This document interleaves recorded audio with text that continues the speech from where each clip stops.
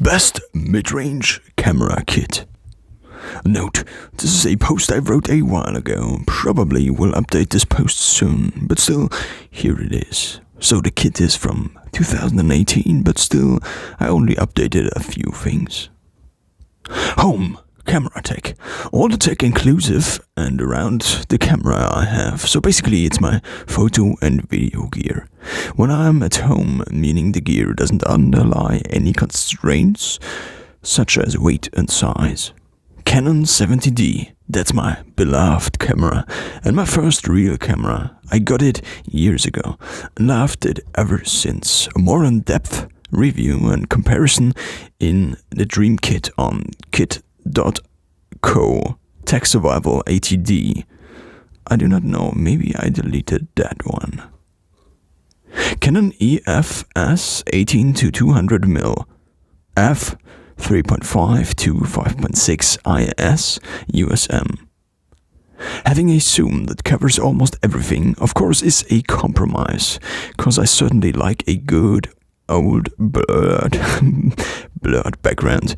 But when it comes to weight, a clean sensor and traveling, this used to be my go-to lens until I broke it.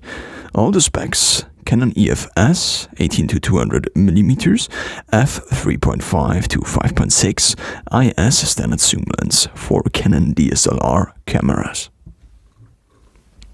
Canon EF 50mm f 1.8 STM lens. This is not exactly the lens I have. I got the older one with the new stepping motor. I actually now got the newer one with the new stepping motor. With the not new stepping motor, but with an ultrasonic motor.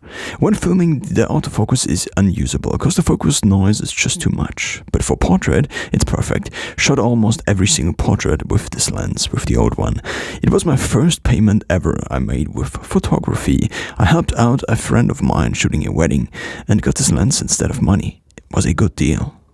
So it was around 50 to 80 bucks then, and still the successor is also pretty cheap.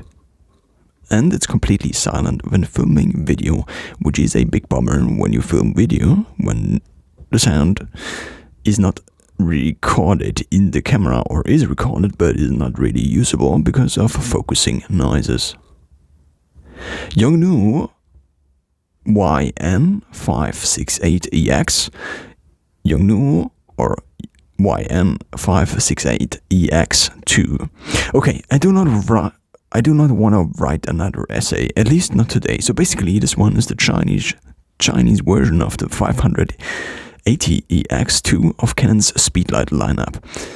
But Canon has its price. Also, this one has more to it than the Canon version, and buying an external flash needs a lot of research, because you want to make sure, for example, that your flash can trigger other flashes with infrared and via radio. And not every flash can do that, so it's radio wave, and not every flash can do that. And you want to look for a good rotation of the head, and how much light a flash emits. There are some key figures, but you can Google that, or maybe I'll explain it someday. But I would recommend the Yongnuo YN600EX-RT2, because it's basically an exact copy of the 600EX of Canon, so it's better in every way. And it's also very cheap nowadays. That's a wrap. All the specs: Yongnuo YN568 EX2, YN568EX2 flash high-speed ultra-powerful GN master control off-camera speedlight for Canon.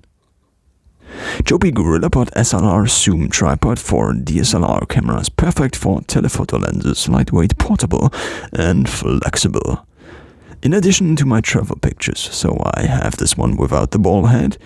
In addition to my travel pictures, I already started filming, taking time-lapses, shots of sights. So I needed a tripod. Gotta admit that Casey Neistat influenced me a little bit. At first, I thought I had made a good deal using the tripod for my 70D with my 18-200 most of the time. But I guess my combination is just too heavy, cause it isn't that stable anymore. Amazon Basics 60-inch lightweight tripod with bag. Got the same product on a chunk market for a few bucks. It's also called flea market. It's very light, which is a good thing when traveling, and you can attach weights to your backpack to the hook, like your backpack to the hook. But if weight isn't the focus, I tend to use a metal tripod, which I don't own, by the way, which I lend all the time. And this tripod also isn't that good because the head is just not very stable. Türke or something like that, I don't know. Taika professional camera cleaning kit. Taika or TK005. This is a really nice cleaning set. You need to clean your camera sensor if at very close stops blurry gray circles appear when shooting directly into a light source. This is the best way to spot the small dust particles. Buying stuff and then needing a case for it sucks, so I just got this one. But make sure to buy the right size of sensor swaps. This one is for APS-C sensors, such as the one found in the 70D.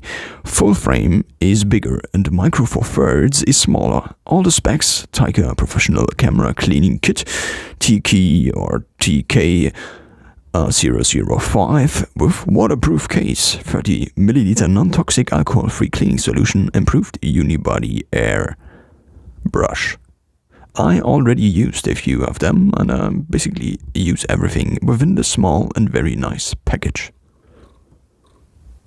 Transcend 32GB SDHC Class 10 UHS 1 flash memory card up to 90 megabytes per second. I got another one here, and I got a 128 gigabytes one micro SD XC USH 1 card with adapter, black standard packaging, and then I got a 64 gigabyte one, and I also got more of the 128 gigabytes for phones in the past.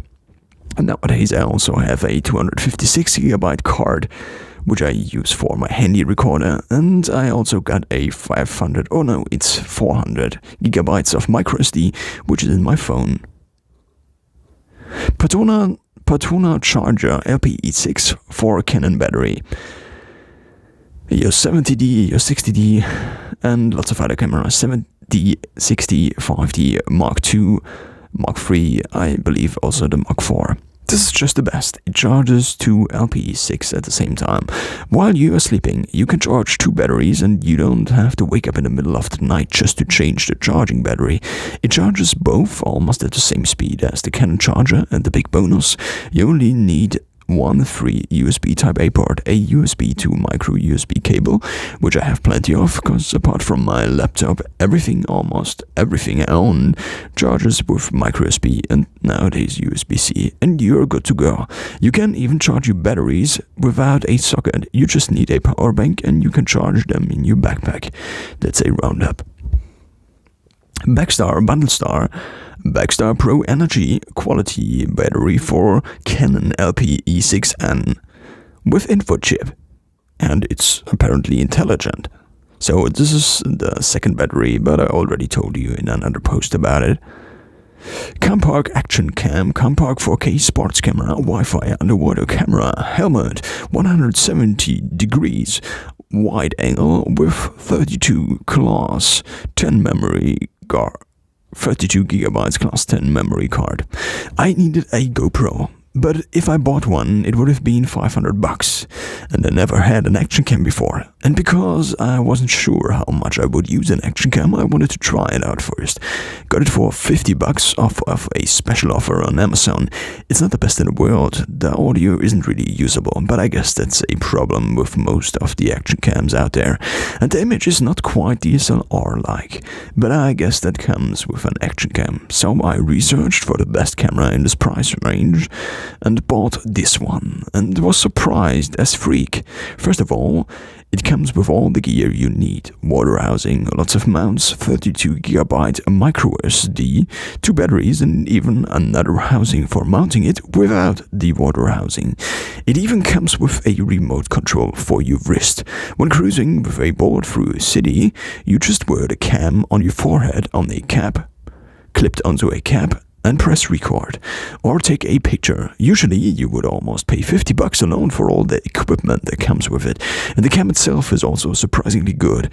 There are a lot of factors that got me into buying this one. There is a time-lapse mode, good frame rates, but I usually use the full HD mode because the image is cleaner than in 4K.